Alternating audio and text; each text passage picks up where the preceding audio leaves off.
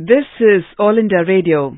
In the program Spotlight, we now bring you a discussion on the progress in the agriculture sector of India. The participants are Harveer Singh, agriculture expert, and Sanjeev Mukherjee, journalist. We are looking at the last 7 years. There has been a lot of steps taken by the government to improve the agriculture sector. To discuss, we have Mr. Harveer Singh.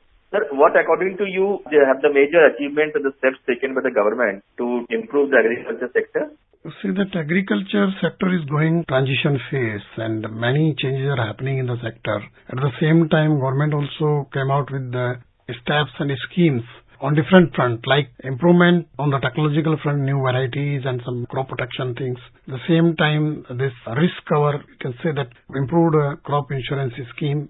The focus basically changed. Its stance is now on how to increase the income instead of production. So this big change definitely will bring the change in the life of the farmers in the country. There is a lot of talk surrounding MSP now after the repeal of the Farm Act. And MSP is a big instrument by the government over the years to improve the health of the farmers. What according to you should be the process of delivering MSP and how this thing has evolved over the years? Is it up to now? Is it fixed in few crops? Should it be diversified? Should the platform or the method of delivery should be changed? What according to you should be the approach towards the MSP? It has become the central theme of agriculture to increase the farmers' income. The focus is basically the marketing aspect of Indian agricultural products. That is most important factor now, because the better marketing efforts will bring the better return to the farmers for the same crop and the same product. It is very important. If you see that some changes were made, efficiency payment scheme like PSIR, then market support scheme also there. If you see, which we called market intervention scheme, if some prices of crop goes down, particularly non-MSP crops. And the third instrument is this MSP crop, where government announced MSP for 23 crops. Few years back, that government announced this that MSP cannot be fixed below A2 plus FL plus 50% cost of that. So that formula is being implemented, and we have seen massive procurement operations in last few years. If you see, even in Corona period and last year and this year, the procurement of wheat, rice, pulses has gone tremendously very high, and even cotton. So it means that farmers are getting the price which are being announced by the central government under MSP schemes. State is also supposed to play a very important role, even for main cereal crops as well as the pulses and oilseed. In some states, procurement is in decentralized format. So state can come forward and can support the farmers in these operations of procurement. Do you think that there is now a need to relook at the entire mechanism, that more intervention should be made in those crops which are needed for the country, like oilseeds or pulses? The procurement level should go up much more than what they are today. Instead of being in wheat and rice, there should be a change in the priorities of crops in which MSP is delivered. Now we need a national plan for cropping pattern. We need a region-wise or agroclimatic condition, very close planning and to implement that. So the solution lies in diversification of basically production of agricultural produce. Some states still produce cereals only, and at the same time concentrated in some states the procurement is also very high. So now we have a huge surplus, particularly in cereals, and we have mountains of stock and very difficult to dispose of. Even in international market right now, prices are really favorable for Indian export for cereals like wheat and rice and basmati and even sugar. But it will not remain always like that. On the other hand, we are importing our requirement, like almost more than half of our edible oil requirement is being met by the import. So we have market available in the country. And the diversification of cropping pattern also will give incentive in terms of conservative use of water for soil health, and even the price for the consumer in the domestic market will also be softened due to that. Because if we have availability from our own field, so and that money which we are paying for import will go into the pocket of Indian farmers. So we need a very serious planning, and in that case, we have to relook this MSP scheme also, so that farmers can be encouraged. If you will grow these crops also, definitely there will be a vibrant MSP and procurement mechanism, so that farmers will be able to get the right price for their produce. So it will encourage the farmers to diversify from the particular 2-3 crops of cereals. And this procurement will also get diversified. So that undue pressure will also come down on these few cereal crops like wheat, rice. There is a diversification in all these things, so that farmers will be benefit. There will be less pressure on the price front also. Government will not need to spend just to keep the stocks in central pool for products where there is no need to have such kind of stocks. And here, what is my opinion, that center and state both must come together, plan it properly, and encourage the farmers, guide them, educate them, so that this is the future. So now definitely MSP has become the central theme of Indian agriculture. Government also appointed a committee and Dr. Dalwai on this doubling the farmers' income. So as already I have mentioned in the beginning of the talk, that now focus is not on production, focus is on income, how to enhance the farmers' income for crop production, whether it is cereal crop, food grain crop, or it is horticulture produce, fruits, vegetable, dairy and fisheries.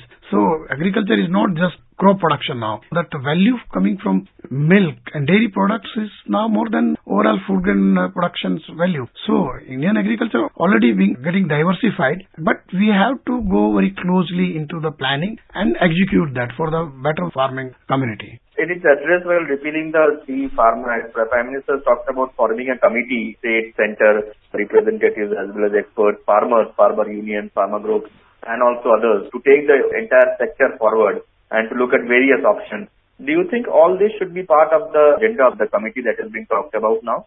Yes, then the Prime Minister announced this repealing of 3 farm laws. At the same time, he announced that we want to bring everybody on board, all the stakeholders, state government, central government, farmers organization, experts, agricultural economists, and all must come together and to find out a solution and which is suitable to the farming sector and for the betterment of the farmers' income and agreeable to everybody. So I think that is the route to find out a solution, to bring everybody on board, and there must be a forward-looking solution, because we have to think about the future. We not to go into the past. We have to think ahead. What is lying and how can we build a strong agriculture and a strong rural economy in the country. And one thing which many people are talking about is that the repeal of the farm laws is not the end of the agriculture reforms that has been talked this thing.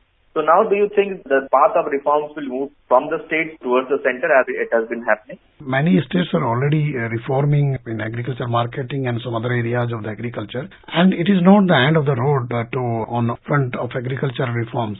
Status quo in agriculture is not good for anybody, nor for farmer, nor for government, or nor for consumers. We need change in agriculture. We need different kind of agriculture for the future. So definitely it requires some changes on all areas. But I have mentioned earlier also, we need a collaborative approach where all stakeholders comes together and builds a consensus and moves ahead on all these things, whether you will call them reforms or some steps for better things to increase the productivity, to increase the income of the farmers, all these things, and diversification in agriculture.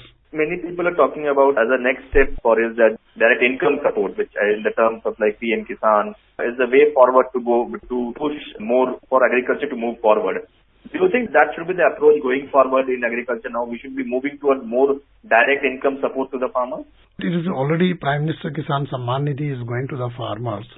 Now it is universal. Earlier it was for a small and marginal. Now it is universal transfer to the farmers. But at the same time, what is the thinking simultaneously is that instead of having this universal kind of scheme that everybody will get a certain amount every year or every quarter, it is better to link it with production and or to diversification. So you have to have a mix of direct income support, MSP, as well as particularly specific incentive for the farmer, those who want to diversify in the areas where good things will happen after that.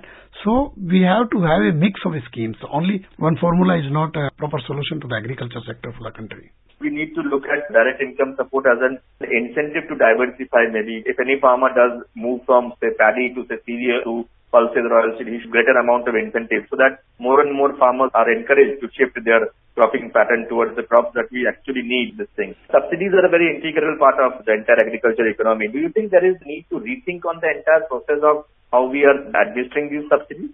Fertilizer subsidy is one of the major subsidy. Another, we can say that subsidy on subsidized loan under Kisan Credit Card. And food subsidy is not basically directly for the farmers.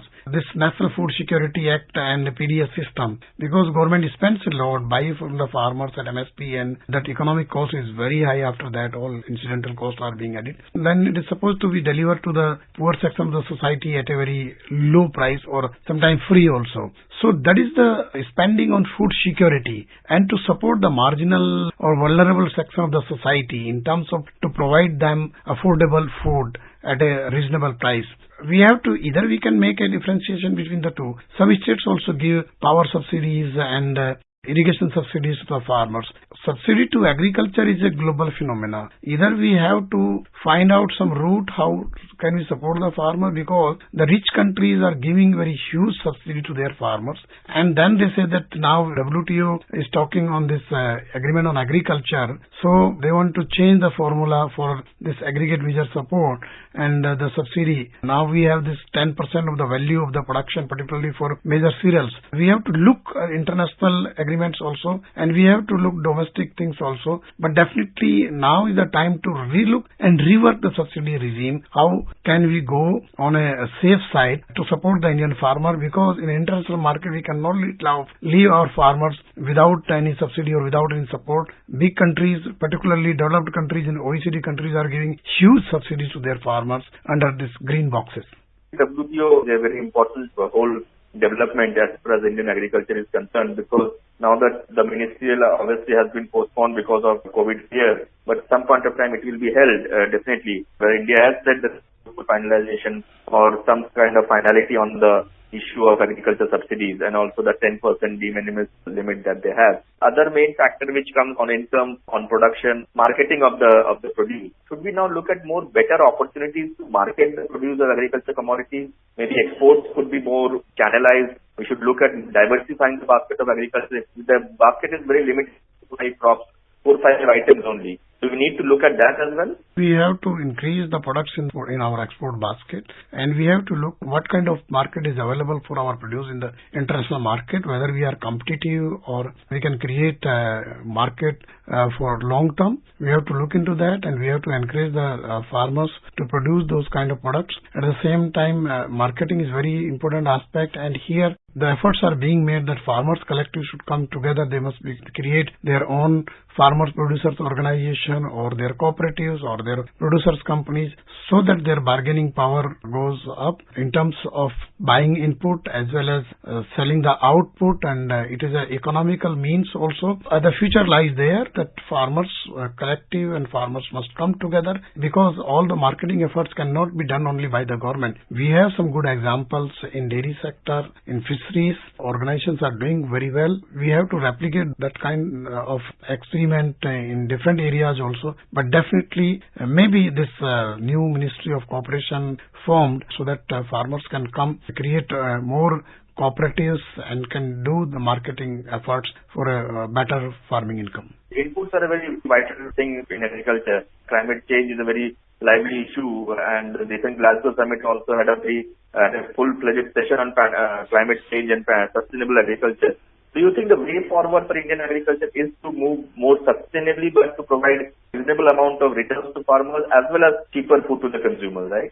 The climate change definitely as a direct threat to agriculture. Any change in the temperature, 1 degree or 2 degree, makes a huge difference in crop production and productivity. All the crops are not basically resilient to bear this kind of change.